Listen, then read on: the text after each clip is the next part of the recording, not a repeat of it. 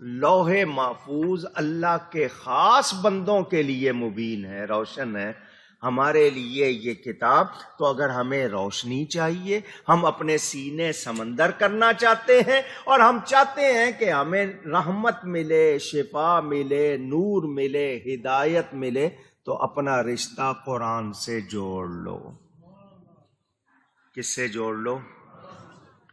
وہ زمانے میں معزز ہوئے صاحب قرآن ہو کر، اور ہم ذلیل و خوار ہوئے تارک قرآن ہو کر۔ ہم نے قرآن کو ترک کر دیا، اچھے کپڑوں میں لپیٹ کے رکھ دیا، پڑھتے، جس دن اٹھ گیا تو پھر پتا چلے گا۔ اور یہ قرآن شفاعت کرے گا قیامت کے دن کہ یا اللہ یہ تیرا بندہ مجھے روز پڑھتا تھا، مجھ سے بہت پیار کرتا تھا، اور ہم پڑھتے۔ عادت بناؤ، روز کم از کم، بہت کم بھی تو 10 آیتیں روز پڑھا کرو۔ صبح کی ابتدا قرآن کی تلاوت سے کر کے دیکھو، پھر دیکھو برکتیں کتنی ہوتی ہیں۔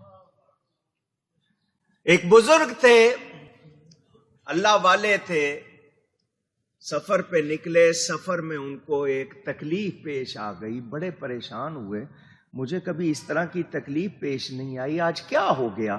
انہوں نے سارے کام چھوڑ دیے، یاد کرنے لگ گئے کہ میں روز کیا کیا کام کرتا ہوں، آج کیا نہیں کیا۔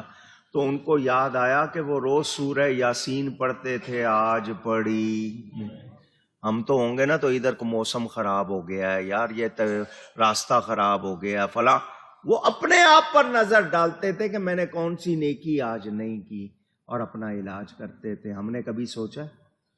ہم تو کوئی مر گیا تو قرآن کھول لو، یا رمضان میں کھل جاتا ہے، اس کے علاوہ کھلتا نہیں۔ تو یہ آیتیں ہیں روشن کتاب کی، جس کو روشنی چاہیے وہ قرآن پڑھے، وہ کیا کرے؟ علامہ اقبال خاتون اسلام سے کہتے ہیں، مسلمان خاتون تمی دانی کے سوزے قیراتے تو، دیگر گوں کرد تقدیر عمر را۔ اے مسلمان خاتون، تجھے پتہ نہیں تیرے قرآن پڑھنے میں کتنا اثر ہے، تو قرآن پڑھتی ہے، عمر جیسے جوان کی تقدیر بدل جاتی ہے۔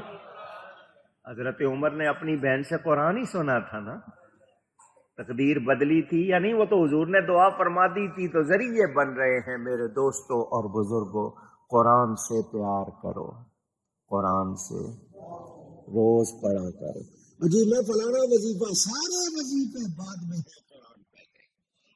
یہ رب کا کلام ہے، اس کے بغیر جو وظیفے ہیں بعد میں ہیں، یہ سب سے